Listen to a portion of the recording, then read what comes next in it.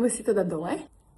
Akurát idem z fitka a idem si vybieliť zuby. Týmito fialovými pásikmi vám na zuboch zanechajú okamžitý efekt. To zelené sú na dlhodobý efekt. Čiže keď tieto budete používať pravidelne, tak máte taký dlhodobý, hlbší ten efekt vybielených zubov. A toto je také, keď chcete ísť niekam, ja neviem, na nejaké fotenie, na nejakú párty, nejakú oslavu a chcete to mať hneď biele, tak na to sú tieto bieliace pásy. Idem vám to dokázať, pretože si tento jeden pásik dám na horné zuby a porovnáme to so spodnými potom. Ukážem vám, ako sa to aplikuje.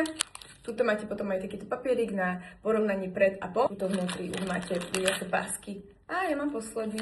Tento vrchný pásik je na vrchné zuby a tento spodný je na spodné, ale ideme si dať teda len tento horný. Zoberiete si hociakú servitku. Poriadne si ich utriete aj z prednej, aj z vnútornej strany. Nalepíte. Tak a teraz počkáme pol hodinu.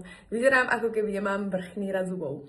Super. Ja si teda nechám toto zatiaľ účinkovať. Poviem vám, ktoré produkty od Hello Coco používam ja. To sú teda hlavne tieto fialové bieliace pásky, ktoré naozaj ten efekt vidieť hneď. Sú skoro vždycky vypredané, pretože je to ich bestseller. Mám pre vás teraz 25% zľavu na všetky produkty, ale platí len 48 hodín. Čiže čo vám odporúčam je tento ich bestseller. Potom, keď chcete mať ten dlhodobý efekt a hĺbkovo si vybieliť zuby, tak určite tieto zelené pásiky na zuby. Potom ešte používam tieto dva produkty. Bieliacu pastu na zuby, to je pomarančovo-vanilková, ale chutí to ako pomaranč a naozaj vám potom vonia z úst, ako keby ste jedli pomaranč. A potom túto ich elektronickú kefku, ktorá má vlastne 5 funkcií. A túto 25% zľavu, čo mi dali na 48 hodín. To je teda druhá najväčšia zľava hneď po Black Friday. Ale viete, že Black Friday býva až niekedy v novembri. Takže ak si chcete urobiť zásoby, teraz máte tú šancu s mojím 25% kódom.